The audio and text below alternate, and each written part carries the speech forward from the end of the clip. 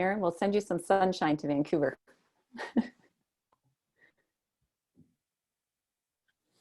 All right, everyone can see, you can see that now, Joyce? Yes. Perfect. Well then, I'm going to go ahead and get started. Welcome everybody to the title, welcome everybody to the webinar titled, If Not Now, When Will You Take Time for Your Wellness? My name is Ellen Long, and I am the Lead Engagement and Knowledge Mobilization at PHE Canada.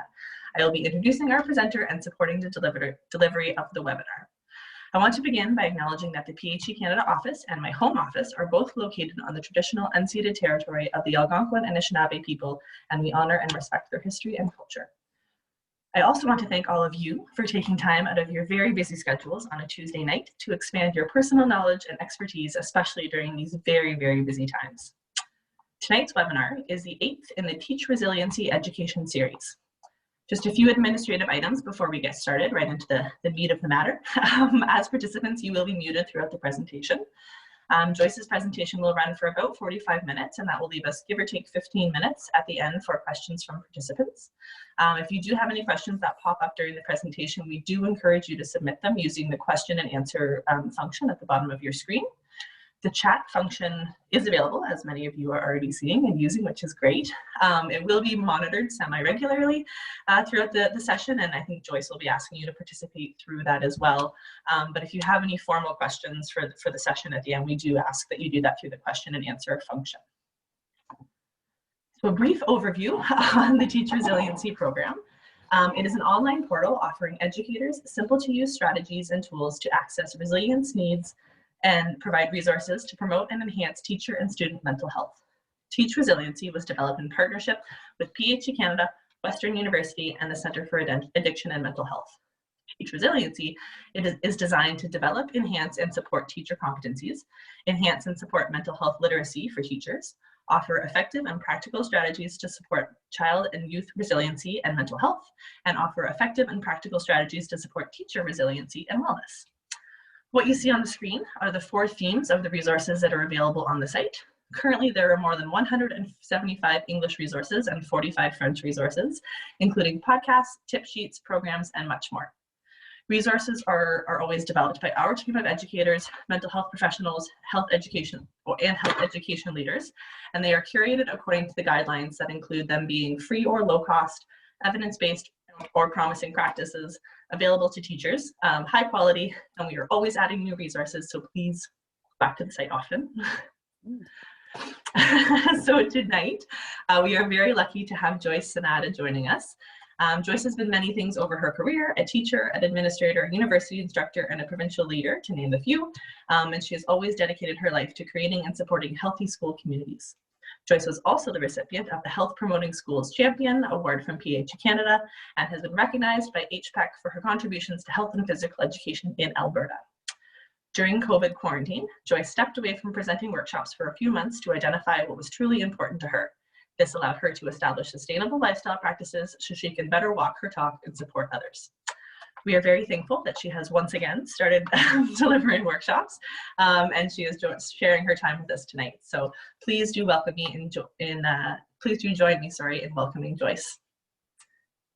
Thank you so much, Ellen. I am really thrilled to be here, and I thank you so much for having me. It's as a former HPECer, I am thrilled to be part of this resiliency series, and I'm thrilled that we have people from both coasts. So thank you so much.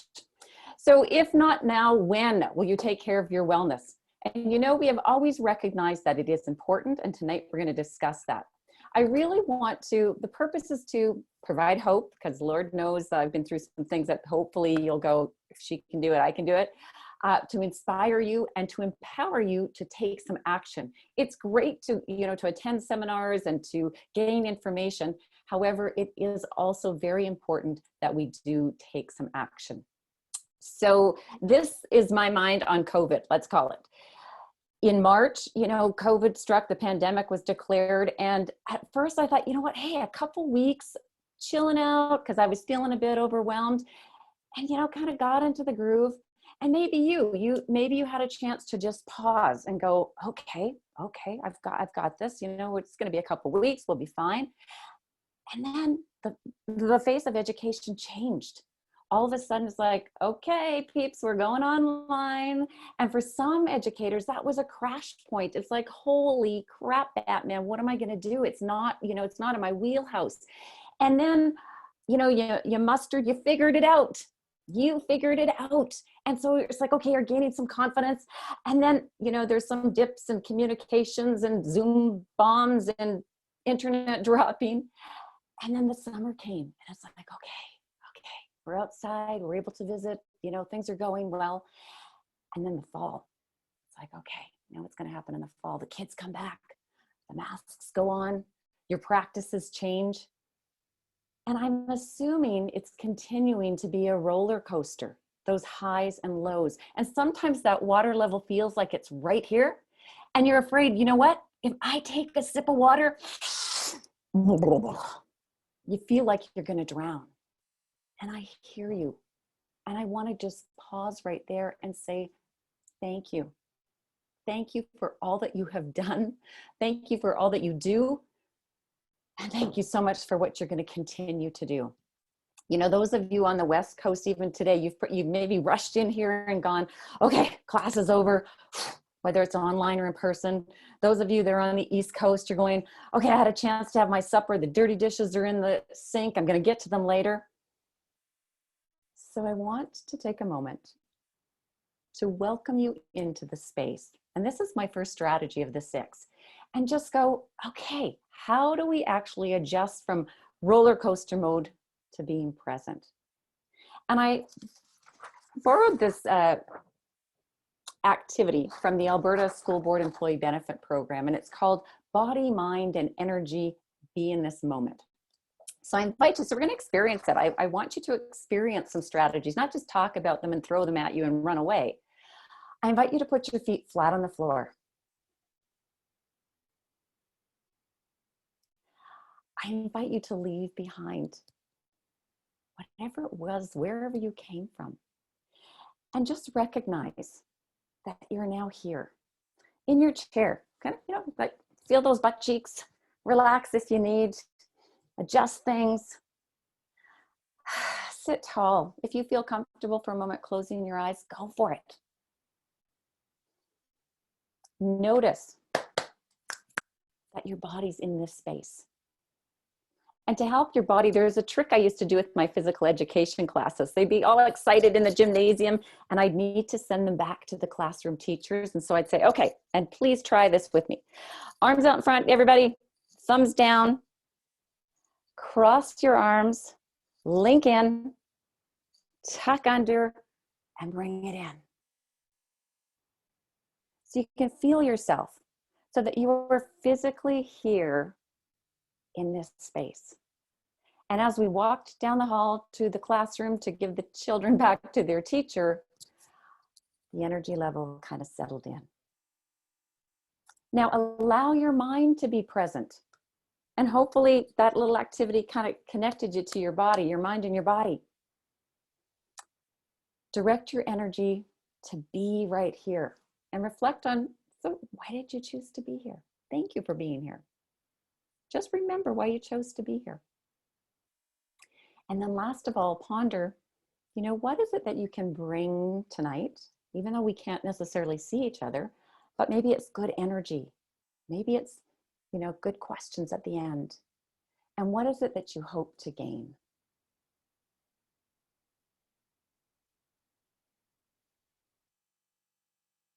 And again, thank you. Yesterday was history. Tomorrow's a mystery. Today's a gift. That's why we call it the present. And being present is a gift you give yourself, as well as a gift you can give your family, your friends, your students, and your colleagues. So welcome. This evening, we're going to explore why. Why is your wellness important? Look at strategies. We've already done one, and then take questions and hopefully I'll provide answers. So why? Throughout life, we are going to experience challenges.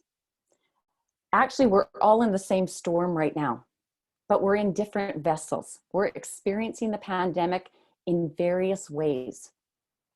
So why you need to be healthy, or why it's important to be healthy, in mind, body, and spirit is so that you can continue to navigate the uncertainty. You can continue to navigate the ups and downs, because it really takes your whole being to be present in order to do so. This quote rings true. If you don't take time for your wellness, you'll be forced to take time for your illness. And with, the amount of overwhelm and uncertainty that you have faced in your profession, it's important that you take that time and make it a priority. And we'll talk a little bit about that. So in the chat box, and Ellen's going to monitor this, and I might slip in there too, I would like to invite you to write down, so what comes to mind when you hear self-care? So, we want you to take care of yourself. Make sure you include self-care in everything. What comes to mind? Go ahead and share with us in the chat. What comes to mind? I have to be honest, a few years ago, I thought self-care was something indulgent. I thought self-care was a luxury. I would even pride myself on, I hardly ever take advantage of my benefits because, well, I'm just fine. So I see, yes, exercise, friends and family.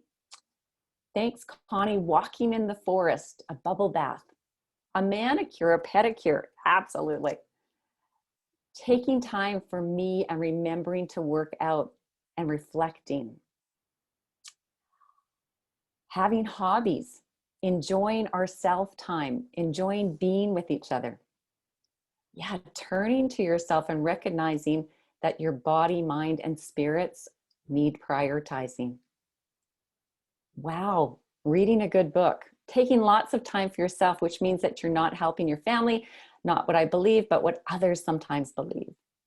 And time for me, oh, Neil, fly fishing. I'm not a fisher person, but I understand it's very, very relaxing.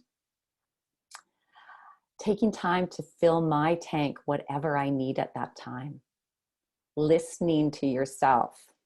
Well, it's obvious that you are much wiser than I have been in the past, because honestly, I really thought that it was some sort of luxury, and I thought self-care was selfish. I have since learned that self-care is a professional and a personal responsibility. Actually, a personal and a professional, either way, and I feel it's personal first. And so I want to share bits of a personal story. When I was a school administrator in the early 2000s, I burned myself out. I was overcommitted, I overworked, I was overwhelmed. And it came back and like we say on the farm, it kind of bit me in the arse.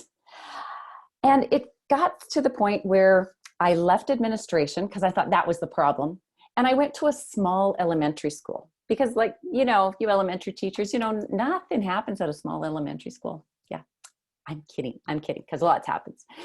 And when I got to that small elementary school in the fall, I thought, okay, I got this. However, by Thanksgiving, which was only 6 weeks in, I was diagnosed with depression and adrenal fatigue. And I found myself sitting in my van one evening with this crazy thought. If I just closed the garage door and I let my van run, that crazy overworked, overwhelmed, overcommitted feeling would be done. So I want to impart on you the importance of taking time for your wellness. Part of the why of taking time for your wellness is that you're there for yourself and for others. So after being diagnosed with depression and adrenal fatigue and having that experience in my garage, I was sent out on a medical leave that lasted for over a year. Now, any of you that are into sports, I'm sure we have some HPECers on here and some SPIA people and OFIA people and PHE people. When you're benched and you're on the sidelines, you're no longer in the game and you're unable to help your teammates. So there I was, sidelined, One of the reasons I got into teaching is so that I could make a difference in students' lives. Yeah, I could empower people. You know, it's going to be awesome. Well, by not taking my personal responsibility to take care of myself, I was literally sidelined and therefore unable to contribute. So I guess that's a little bit more about the why as well. So key that you recognize, yes, that self-care is a personal as well as a professional responsibility. Now, a colleague of mine, dear Megan Hunter, she's awesome. Some of you might know her. She told me a story of this advice from a wise soul. And the wise soul that she knows is Dr. Lou. Dr. Lou is a professor at the University of Alberta in the health promotion, School of Health Promotion. He's also an emergency doctor, and he teaches a leadership class. And Megan said that he imparted on them the responsibility or the advice that you need to prioritize 3 main areas of your life. Number 1, yourself. Number 2, that close circle, whether it's family or close friends that makes up that family circle. And then number 3, your work. Interesting. It's like we've heard it on the airplanes. I mean, we haven't been on airplanes for a long time. However, we have heard it when we're on the airplanes. Oxygen mask on first, and then we can help others. So thank you, Dr. Lou. And there's his website. You can go to drlou.ca and learn more. Fabulous man. He's in the business of saving lives. So wise words. I dropped my family in here. Again, going back to that, I call it the garage incident, when I was, just so overwhelmed and just had enough. I was ready to end things. My son-in-law, Scott, on the left, my daughter, Kimberly, my husband, Guy, myself, my daughter, Lindsay, her boyfriend, Michael, and my youngest daughter, Melanie. In tough times, we recognize what's really important. And I believe through the pandemic, it's time that we've had maybe some time to step back and go, hey, what truly is important? And I want to impart on you that your health, your wellness, your resilience is one of the most important pieces. It is foundational that you are well. Strategy number 2 is connect. I like to say we need to physically distance, but socially we need to connect. And there's such a variety. I mean, people are getting so creative. We connect on webinars, we connect on Zoom. You know what? You could even have an old-fashioned phone call. And isn't that funny that we go phone call? Like we don't, this would be a phone call. Connecting, we are human beings, and part of us requires that we connect in order to survive. There's been studies done of young infants left without touch, without connection, and they struggle, and sometimes they perish. So important to connect. With that regards, with connecting, I want to show you just a brief video, and I invite you to put your feet flat on the floor and just breathe through this video. It's taken at a place called Elbow Falls. It's here in the Rockies. And when I was off on my medical leave, I would sometimes simply go down to Elbow Falls and sit. And without realizing at the time, allowing yourself that space in nature is actually very fulfilling and very healing. So take a moment to breathe.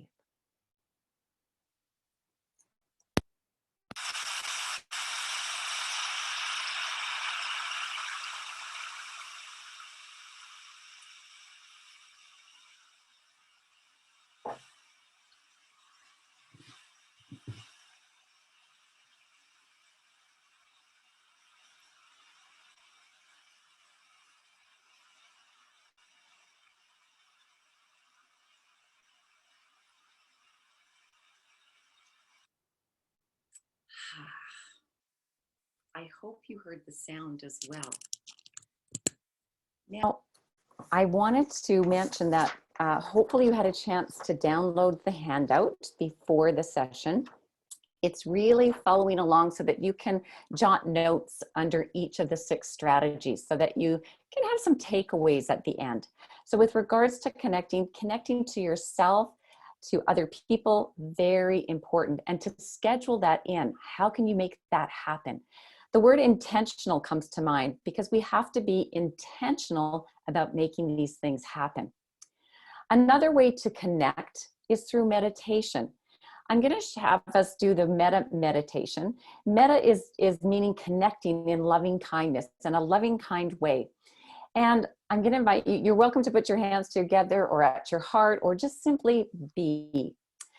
In the meditation, it's simply repeating phrases to yourself that will help nourish you as well as help nourish others. So here's how it goes. And we'll do what's called, I call it 3 rounds. And in the first round, like Dr. Lou suggests, you start with you.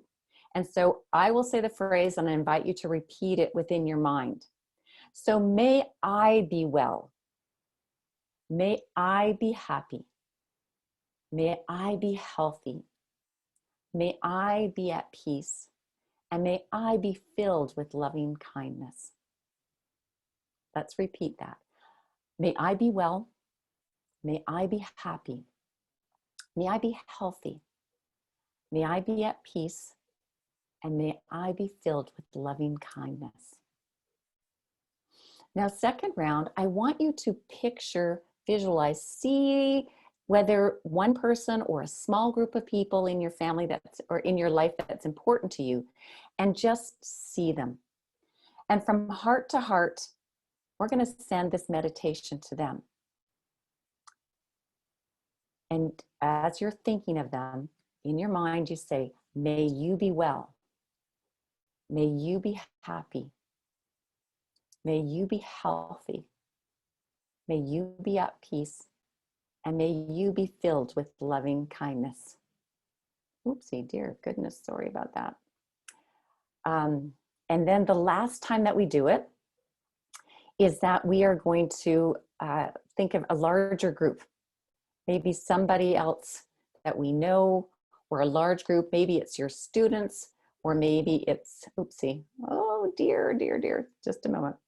Maybe it's your students, or maybe it's everybody on this call, whoever you choose. Again, picture them, and we'll go again. May you be well. May you be happy. May you be healthy. May you be at peace. And may you be filled with loving kindness. Thank you for taking time to connect with yourself and with others. Strategy number 3, monitor your intake. Like, what are you allowing yourself to ingest? Not only food-wise, but what are you reading? How much of the news are you watching? Monitor your intake. I love this quote.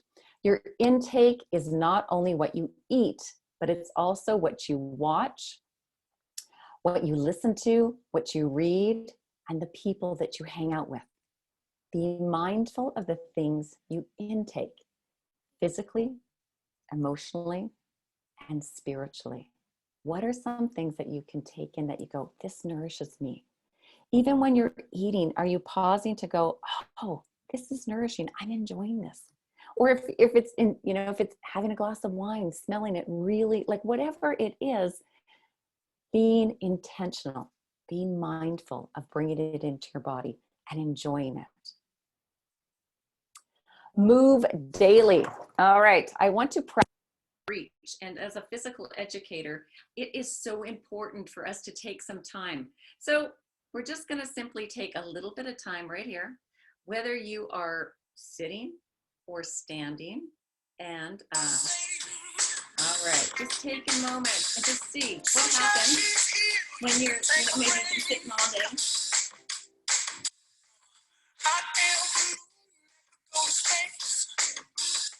You might want to do the grocery cart. How about, oh yeah, let's swim. What do you want to do?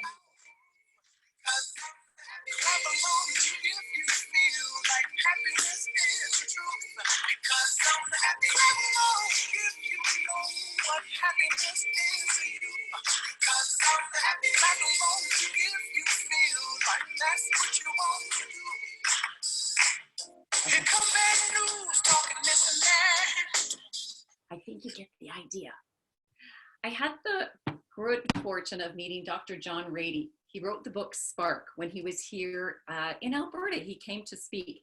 And a nugget that Dr. Rady shared, he said, you know, when you move outside with a friend, that maximizes the benefits of moving. And yes, of course, moving helps us physically. But in his research, Dr. Rady shares that moving is really about making sure our brain is engaged and activated so that we can become, you know, more energized, we can become present, we can become better learners. So many benefits to being active. And I know a number of you are physical education teachers and you understand that, and teachers in general, I know that you know that. Mind, so strategy number 5, mind your mindset. I've been doing some studying lately on the mind, and it's really one of the most powerful Google systems and the most powerful computers, if you will, that we have access to. And it's really interesting how we communicate within our own mind. Sometimes we have up to 60, 70,000 thoughts a day. And as teachers, you are making decisions, you are planning, you are answering questions, you're present for people. And sometimes it might feel like your mind is about to explode. So within the mindset, what do you say to yourself? And what questions do you ask yourself? Probably none of you have probably ever done this. You make a blunder. A blunder, not a blender. You make a mistake of some sort. And then here comes these thoughts like, Joyce, what the heck is wrong with you? Like, what's going on? And I have to admit, like sometimes I have berated myself. And in that moment, if you can catch yourself, you can change. I want to ask, if you were saying those things to your best friend, well, first of all, would you say those things to your best friend? It's like, you idiot, like, how could you do that? I'm thinking you wouldn't. And just in case, if you think that you would say them to your best friend, would your best friend still be your best friend? I think not. So the first point within mindset and minding your mindset is to be aware of what you're saying to yourself. You know, when COVID hit and maybe you weren't very techy and you had to go online and you're just like, oh my God, this is the end of the world. Like, how am I ever going to do this? Like, I can't possibly do that. So pause, take a breath, and then take a look at a question that you can ask yourself. And because the power of our questions engages our mind to find the answers. So if I ask myself, Joyce, like, what is wrong with you? Oh, do you have 4 days? Let me pull up a list of everything that's wrong with Joyce. However, let's say I have to go online and do presentations. My first question might be, okay, how can I learn to do this? And then my mind immediately engages to figure out, well, how could I? Who could I ask for help? Where could I get the information? Just before we started, Ellen and I were trying to figure something out, and I'm like, oh, I don't know. And Ellen says, just a minute, I'll Google it. So brilliant. Okay, I'm just at that age where I'm just a little bit less likely to Google first thing, but I'm learning. So the power of your questions can help empower you, definitely. With regards to mindset also, you know what? You have absolutely no control over what happens to you in life, but you have paramount control over how you respond. This is key. Again, we're all in the pandemic. We are all in the storm. We are totally in different vessels. Everybody's experience is different. It's different sometimes from moment to moment, day to day. You know, you might be thinking, hey, okay, I've got this. I've got this. It's like, oh, I don't got this. I don't got this. Whatever's happening, if you can pause, take a breath, step back, kind of let go of the emotion, and then go, okay, how am I going to choose to respond? When we react, it's usually flippant, it's usually emotional, and it often does not serve us. So by taking that step back, we can choose our response. because we don't always know what everybody else is going through, I suggest we drop the judgment and the criticism and the anger and the frustration, and let's look at each other with curiosity. Let's utilize empathy and kindness and compassion. And part of the metta meditation is just sharing that loving kindness and relating to others and sending that good energy. Because we're not physically close, we don't have those physical hugs. Perhaps this is our way of virtually sending that empathy, compassion, and love. One thing I've recognized about myself that I believe throughout the pandemic is, and I've had this belief, but I guess it's more of a realization, is that I really believe that each of us is doing the best that we can with what we've got, whether it be the information, whether it's the tools, whether it's the family that we've got, that each and every one of us are all doing the best that we can. With that belief, when we look at each other, we're more likely to be empathetic. We're more likely to be compassionate. The circle of control is a part of mindset as well. I had a young teacher talk to me in the spring, and he was like just livid. He was online, so that was a new learning curve. And then he was sending assignments home, and if you can believe it, like those kids were not doing them. He was not getting them back. And so he's just like, Joyce, this is ridiculous. So I said, whoa, whoa, whoa, let's back up here. What's in your control? Well, I'm sending the assignments. Okay, awesome. You're providing that assignments, you're providing that opportunity for them to learn. What can you do to influence that? Well, I guess I could follow up with an email to the parents, or maybe call. Absolutely. Follow up, give a call. All right. Now I asked him, what's not in your control? Well, he kind of played it a bit, and he said, okay, getting in my car, driving to their house, and sitting on their couch and doing the homework with them. That's not in my control. And he was absolutely right. You are in control of your amazing lessons. You're in control of learning to the best of your ability, the technologies or the systems. It's almost like you've gone back to first year teaching for some of you that are really experienced. And so that's what you have control over. A girlfriend shared, we were having a conversation. She's just like, Joyce, I'm going down. I'm overwhelmed. It's crazy. And I said, I hear you.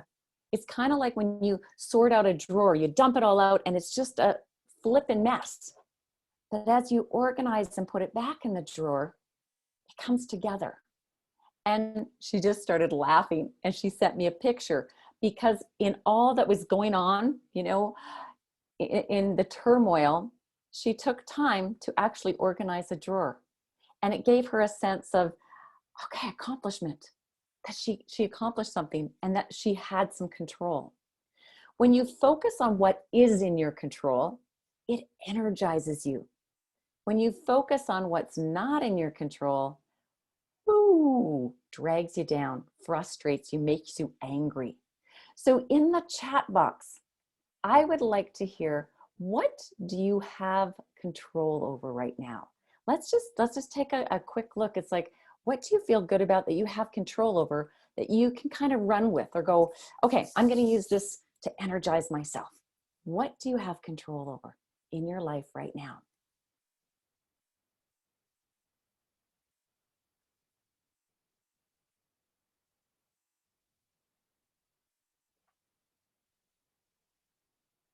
One thing that I recognize that I have control over is what I cook for supper. And I'm getting better at being creative. I have control over, thank you, Tina, my attitude. Some days more successful than others. Absolutely. Awareness is key. A time to meditate and get DPA. My time. Thank you, David. I can control what I take in. Thank you, Amanda. Your diet, your exercise, the people you surround you with. What I've noticed is, you know, we're becoming more selective of who we hang out with. You have control over moving your body first thing in the morning. Absolutely. Thank you, Sabina. Nikki, thank you. Or Nikki, thank you. Your downtime. Absolutely, you can control that. Being present to my family and to my students and the food that I eat. Yes, thank you, Nadia. You have control over it. Thank you, Allison. My love for students and being positive in my teaching space. Because we bring ourselves into our teaching space and then the children start to mirror us. I remember having a painful year teaching grade 6, and I was in a SNIT every day. Well, guess what my students reflected back to me? It was not a good year. You have control over being grateful, getting more rest. Thank you, David. Awesome. Thank you, Jennifer. I have control over my words and my gratitudes, my thoughts and my feelings, caring for my family, my students, and having a healthy balance. Absolutely, Cassandra. What you focus on magnifies. So if you're focusing on, here's what I can control, again, it energizes you and you're more able to be resilient. You're more able to navigate the difficult times. Because you know what? There will always be difficult times in our life. Just when we think it's like, okay, I've got the best class in the world. They're awesome. Boom. Next year, the class is maybe a little bit more challenging. So recognize what is in your control, and that's where you put your energy. Disconnect. Yes, as we sit here on a webinar, I'm going to advise you to disconnect.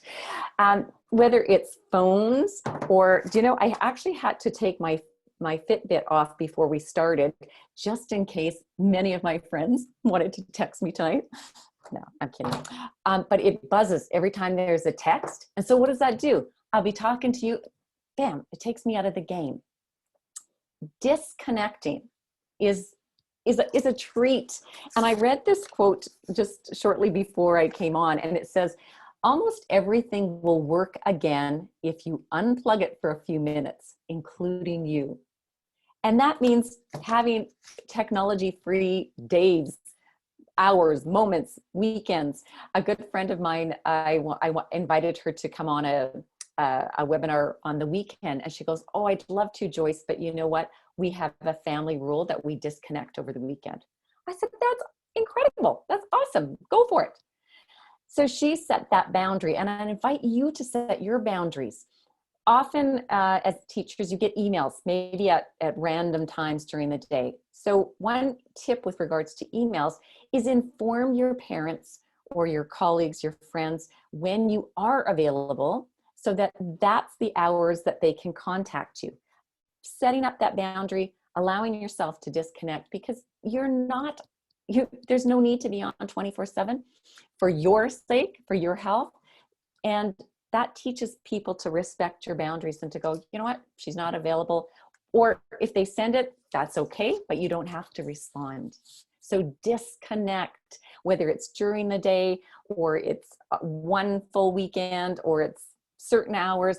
Often when I'm working on a project, I'll put the phone in the drawer and not so that it can't distract me. And I don't know how to turn on my email notifications, so that's not a problem. So I've actually had people email me and then phone me or tell me, and I'm like, okay, that's awesome.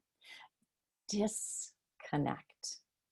I hope that you're recognizing just how important your wellness is, especially during this very challenging time. You know, we've given it a lot of lip service over the years. I've been a wellness educator for 5 years, and people are like, yeah, I need to take better time for myself. I need to take better care. However, now is the time. I urge you, now is the time. And I'm going to give you a moment to reflect before we go to question and answers. So as a result of today's session, you know, what did you hear? What will you continue? What will you stop? And what might you start? And if you would like to share that in the chat box, you're more than welcome to, or if you'd just like to take a quiet moment to reflect. What will you continue? What will you stop? And what will you start?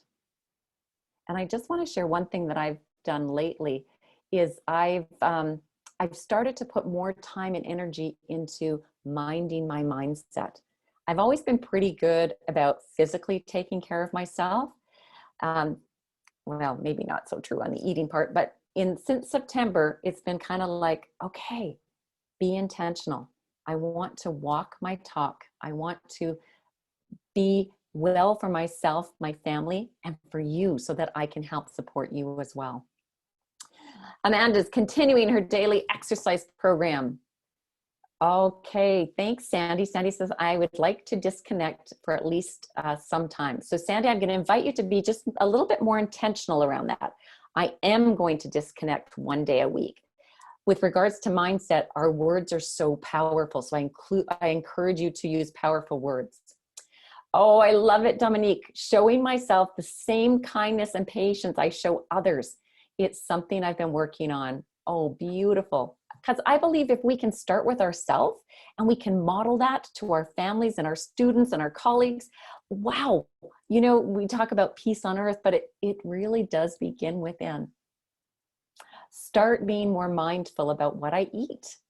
Thank you, Allison. David says, oh, okay, continuing to promote healthy, active lifestyles. Yes. Stop questioning myself. David, I love it because you know what? You're creative, resourceful, and whole, and you're perfect how you are. So stop that. I hear that. And start acting on the things I can control. Oh man, love you. Wendy's going to be loving, reacting, more self-care. Wow. All right. And so I really invite you to just to identify, you don't have to solidify it here, but identify what is one thing that you can take away and implement. It's great to have a great idea. However, it is so important to take at least a little bit of action. Just before we go to questions, I want to thank Megan Hunter for helping to co-create this session. She was unavailable tonight, but love collaborating with her. And I want to let you know that I do personal coaching, mostly with educators. I do understand educators being a former educator, being a former teacher. I'm still an educator, as well as this session, as well as a session called The Ripple Effect of Your Wellness, where we look at you, the rock, the ripple you have, and then the pond that you're influencing. So if any of you, please take a snapshot of our contact information. If you'd like any more insights or questions or would like to chat, I would be happy to do so. And I know that Megan would be too. So Ellen, I am going to, invite you in and orchestrate our Q&A time. And I am very excited to hear what people have, what questions they have, and hopefully I have some answers. Okay, or know where to go for them. And I will stop sharing this for now. Oh my goodness. Thank you so much, Joyce. I feel my colleague and I were texting because he's also on here and we were just chatting. Oh, I feel so uplifted and I feel so like empowered right now. I can do everything I need to do. So that was just fantastic. Thank you so much. I feel like it's a message that everybody knows they need to hear, but until they actually hear it, it's hard to often give yourself permission to do those sorts of things. So thank you. Thank you. For anybody in the chat, I know Joyce's presentation was very thorough and very helpful, but if you do have any questions, I do recommend or request that you put them in the chat right now, or sorry, in the question and answer or the chat. I have them both up. It's fine. But yeah, I would ask Joyce, I have a question. On everything you said, it's fantastic and it's all great. What would you say or what would you recommend for someone who is just still finding it very hard to start all of this? Like it sounds great, it's wonderful, I'm all on board, but how do I just get myself going and start the process of going through you're working with these 6 strategies? Good question. Thank you. 2 things. 1, ask for help. I honestly believe that one of the reasons I burned myself out was because I didn't ask for help. One of my superintendents even came into my office and said, Joyce, hey, why are you leaving administration? And I'm not going to tell my superintendent that I am sucking at my job. Oh, no, not me. But I also did not tell anybody else. So what was that? Did I say ask for help? Ask for help. And I forgot the second thing. Sorry. It's all good. That's a really, really good way to start. So for sure, asking for help, and I think admitting what's going on. That was the second thing. When I was diagnosed with depression and sent on a medical leave, I had to call my family to let them know, okay, I'm not working. And I have 3 beautiful sisters, and you know what? They're like, hey, Joyce, we got your back. What do you need? It wasn't like, oh, shame on you. You have depression. It's like people are so supportive. However, I can't help you, Ellen, if I don't know you need help. I can't support you unless you ask. And I've learned my lesson is like, ask. About 2 weeks ago, I was feeling down. I'm just like, oh my gosh, I don't know if I'm going to make this next wave. And I decided to reach out to my neighbor. So we go walking at least once a week, another neighbor, another friend. And man, that just started to energize me because we chat, we solve the problems of the world, and we're moving outside. So ask for help and admit what's going on. Yeah. That's amazing. Those are all very helpful tips for sure. A question from Anonymous, which sounds mysterious. Okay. Can you recommend a book or resource on meditation strategies? Oh, I'm embarrassed. I can't, but I can recommend an Insight Timer. It's a free app on your phone, and that you can download on your phone. And what I do is I'm just wondering if I can show you the app. Okay, that might not be. It's that little tiny one right up there. It's like oh, sure, I get a notice. Wow, this is awesome. Somebody's tweeting. It's just a little, like a sound bowl Insight Timer. It's free, as well as whenever Oprah and Deepak Chopra have their free meditations, I follow them. They're 21-day meditations. And if it's something that really sticks to my heart, then I will purchase it. So that's, I don't have a book, but the app and Deepak and Oprah for sure. Nice. Getting a lot of co-recommendations there for Insight Timer and Oprah's 21 Days. Wonderful. Yeah. That's fantastic. Do you have any suggestions for as we enter into the winter months and it's a little harder to get outside and get motivated sometimes when it is, negative 100 or at least feels like it outside? I had a student teacher one time, and she had been in Norway. She had an international trip, and she said, you know what, Joyce, there's no bad weather, just bad clothing. So I've made a commitment to myself. Every day this winter, I am going outside, come hell or high water. I do have the Sorel boots. I do have, I have more than one shirt. I might just layer up and go outside, put the mitts on. So that would be, yeah, for sure. Like we just do it. We're Canadian, eh? Like get out there. Fantastic. Oh my goodness. And any suggestions, particularly over the holidays? We know that we've heard, I think most people on the call are educators, and we hopefully everyone will be getting some time off over the holidays, but it's also a very busy time typically. So any suggestions on how to balance the taking the time for yourself and making sure you are able to disconnect, but then also still doing everything that comes with the holidays? Great. Still GSD-ing, getting stuff done, right, Ellen? You got to, and as educators, I know you love to GSD, get stuff done. I guess take a look at what works for you. Like if you're a planner, actually schedule it out, do some planning. Also, as educators, begin with the end in mind. Like when you go back in January, what do you want to have, whether it's accomplished? How do you want to feel? So if I want to go back and I want to feel rested, then I'm going to choose actions that are going to support me feeling restful. If I want to be accomplished, like maybe I'll paint a room or something, but really take yourself over to January, look back, sit there with your cup of cider, looking at your Christmas tree and just go, okay, what would be fulfilling for me going back in January, and then adjust accordingly and communicate your boundaries.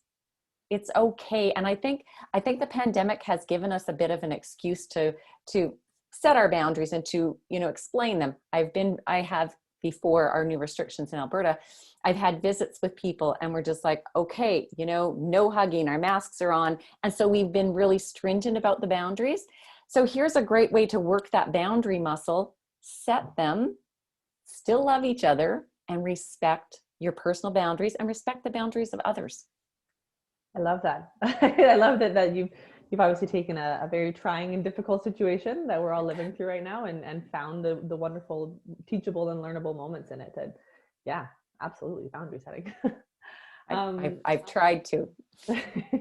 Well, it feels like you're doing it well. Sabine has not so much a question, but a realization that as we get older, taking time for the self seems to be easier. We need to reach out to colleagues and friends who we see falling into the traps that we've been in the past. And yeah.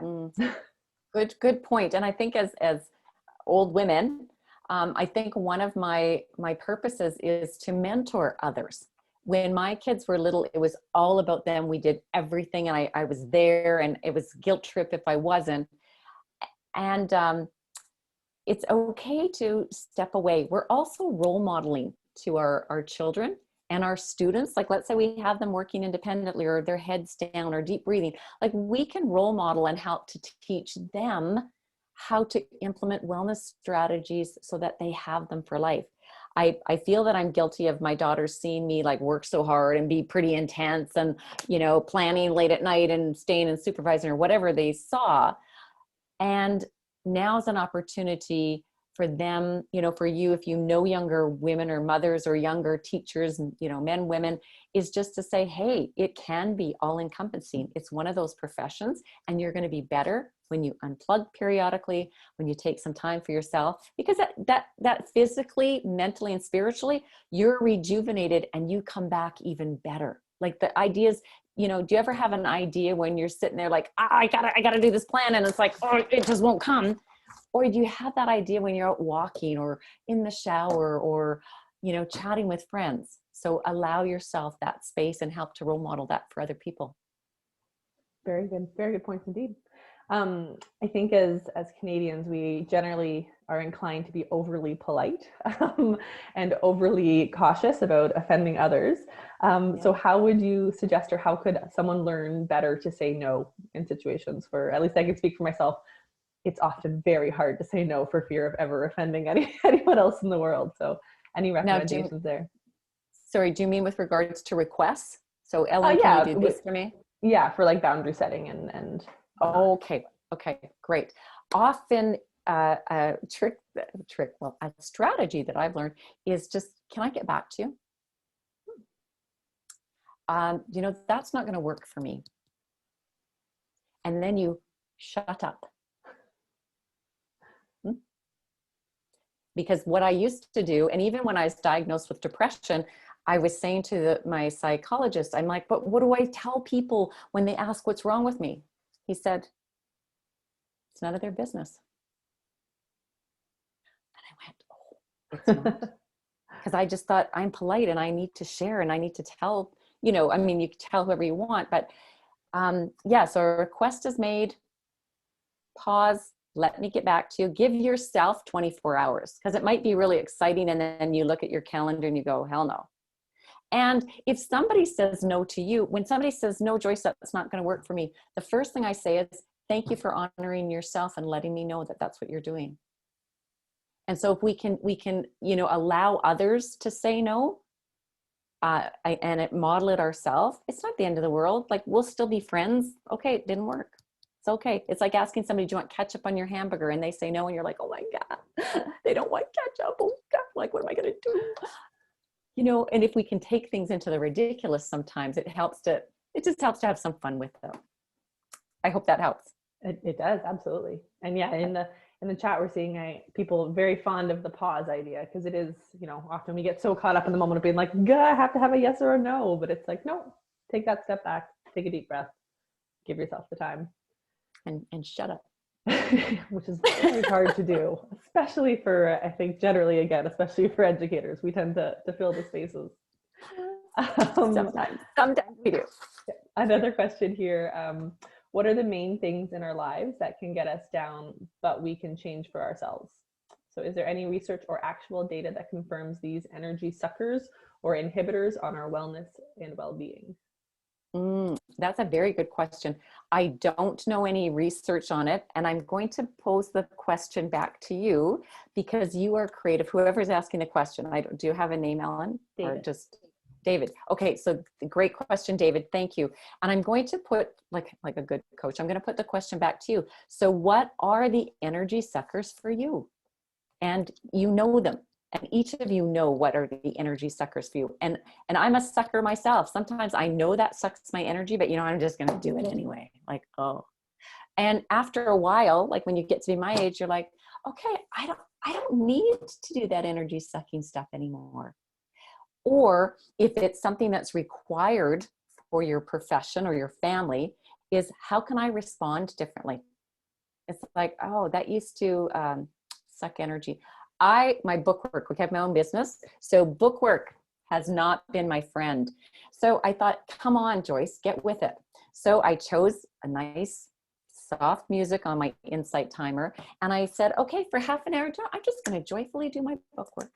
And it is so surprising. It might sound really crazy, but for that half an hour, I just flowed, and I had like 1/100th of the trouble that I did when I did it last time when I'm trying to force it.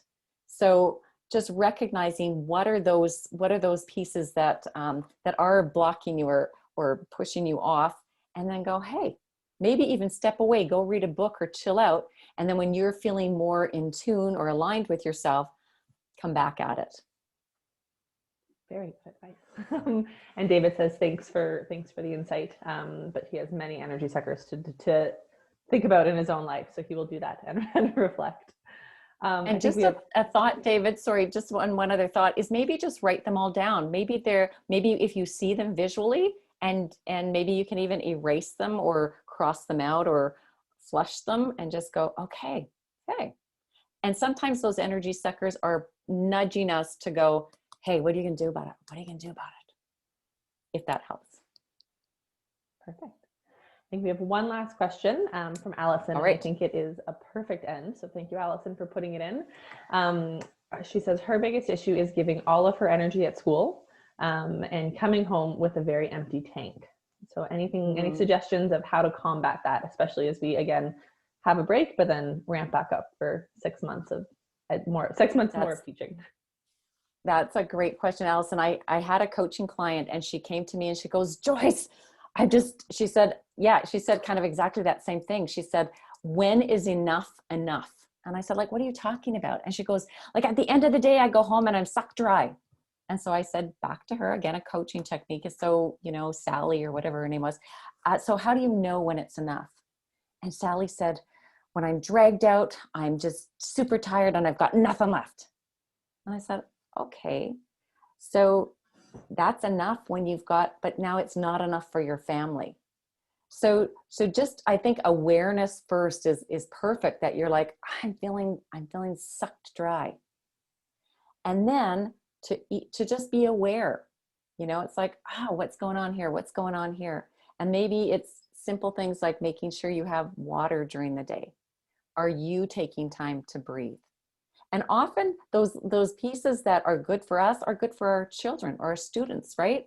So in a day that's really frazzled, it's like, okay, guys, here we're gonna learn about breathing and relaxing and chilling. So I think as teachers, we have such a benefit to be able to learn what we most need, or teach what we most need to learn. And in this time, it's important for us as the teachers, as the educators, to be well. And by modeling that, we're also teaching the next generation to go, you know what, there's going to be stuff that happens. We don't know what it is. Something else will come along that's going to knock us off our game. And we're going to demonstrate to you through little techniques or strategies. It's like, okay, here's how I can be resilient. Here's how I can monitor my energy. Maybe I used to be like, okay, here's our lesson plan, kids, and we got all these games. It's exhausting. So, kind of remember that you are doing the best that you can where we're at. And our best at where we're at is different than our best before pandemic, because we're still figuring it out. You teachers are so amazing. I consider you like frontline workers, and you are needed more than ever, and you need to take care of your wellness now more than ever. And you need, sorry, I promised I wasn't going to say the need. I encourage you, I urge you to take care of your own wellness so that you can positively navigate your situation and you can positively role model how others can navigate their situation. You're awesome. Continue to do the awesome work that you're doing. Oh, that is such a wonderful, uplifting message to end on. So I want to thank everybody for participating today. And I can certainly say I speak on behalf of everyone who's here and vocalizing their gratitude in the chat. Thank you so much, Joyce, for taking the time. It's been a privilege to spend our evening with you. We will be making this recording available on the Teach Resiliency website. So anyone share it with your colleagues. It's a fantastic resource, as you well know. And I hope everyone has a wonderful evening, a wonderful week, and hopefully a very restful holiday coming up soon. Thanks so much, everybody. Thank you so much, Ellen. Take care, everyone. Bye-bye.